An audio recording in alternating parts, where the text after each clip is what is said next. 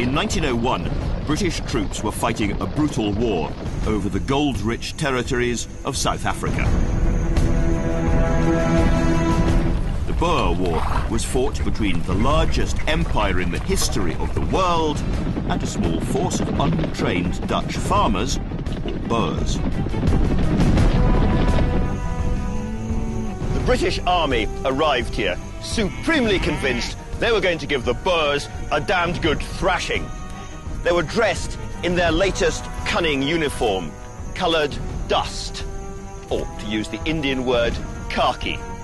They had their sabres and their lances and rather old-fashioned rifles. The Boers, on the other hand, had the latest German rifles. They knew how to dig trenches, and they understood the terrain intimately. 19th century cavalry warfare was about to meet 20th century guerrilla fighters. And somebody was about to get a thrashing. Running the show was Joseph Chamberlain, a man bestriding British politics, a master rabble-rouser, and the most fervent imperialist in the high noon of empire. Chamberlain had built his political power base in Birmingham as a radical liberal before moving sharply to the right. He'd split his own party and joined the Tories. Joe Chamberlain was a self-made man. He'd made his millions manufacturing screws in Birmingham, but he was also self-made for the new media age, with his swish velvet coat, a white orchid in the lapel, and his monocle, as famous in its day as Margaret Thatcher's handbag or Winston Churchill's cigar. Chamberlain believed that the new century could be British, with the empire expanding and dominating the whole world. In 1901, for most British people, this seemed perfectly possible, and they looked to Joe to lead them. Chamberlain was a political whirlwind. In Churchill's phrase, the man who made the weather. And now he was conjuring up a storm meant to expand empire abroad and overturn the old politics at home. The Boer War was known as Joe's War. Chamberlain was confident of victory. But the Boers were outmanoeuvring the British, ambushing the army and then disappearing into the hills. The conflict was turning into Imperial Britain's very own Vietnam. Joe called for drastic measures, and Commander-in-Chief Lord Kitchener was the man to take them.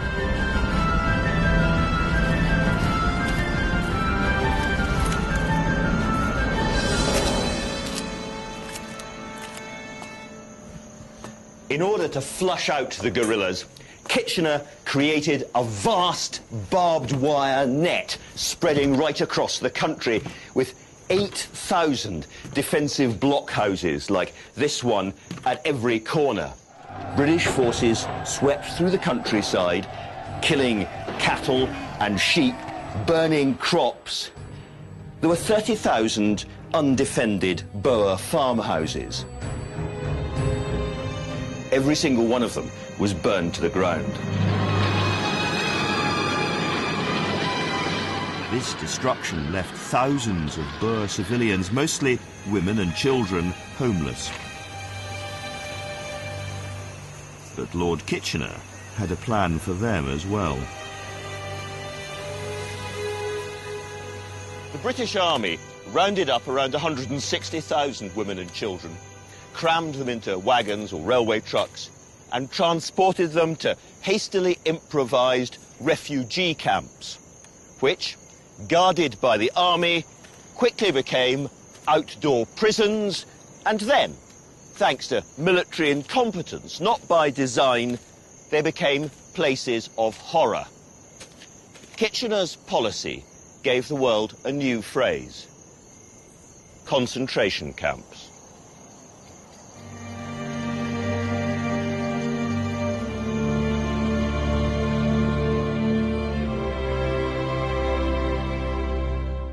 In December 1900, a young Cornish woman called Emily Hobhouse came to South Africa to deliver food and clothing to the camps.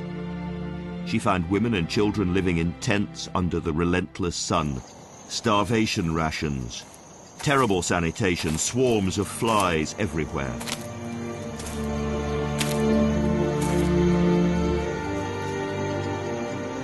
Stepping into one tent, Hobhouse came across an 8-year-old girl called Lizzie Van Zyl. On the verge of starvation, she was dying of typhoid.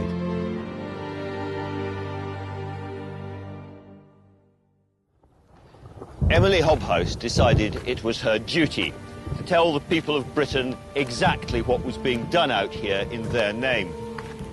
And she spoke plainly. She talked of wholesale cruelty, murder to the children, and a war of extermination. And Emily Hobhouse was proved horribly right.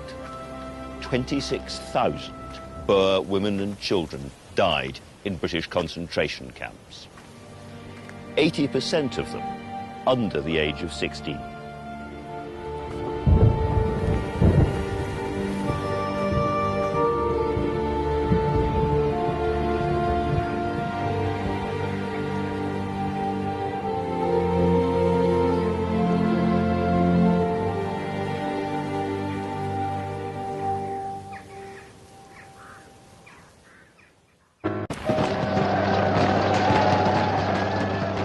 Boers finally surrendered in May 1902. It had taken 2.5 years, the equivalent of £20 billion and an army of 250,000 British soldiers, to defeat 60,000 Boer farmers. And so David had given Goliath one heck of a kicking, and there was a massive national crisis of confidence. Then it was revealed that almost half of the men who'd volunteered for South Africa were unfit to fight. They were sick or too weak. Pamphlets began to appear asking, "Can England survive the century?" or "What should England do to be saved?" The British Empire still stood as tall, but perhaps now wobbling a bit on feet of clay.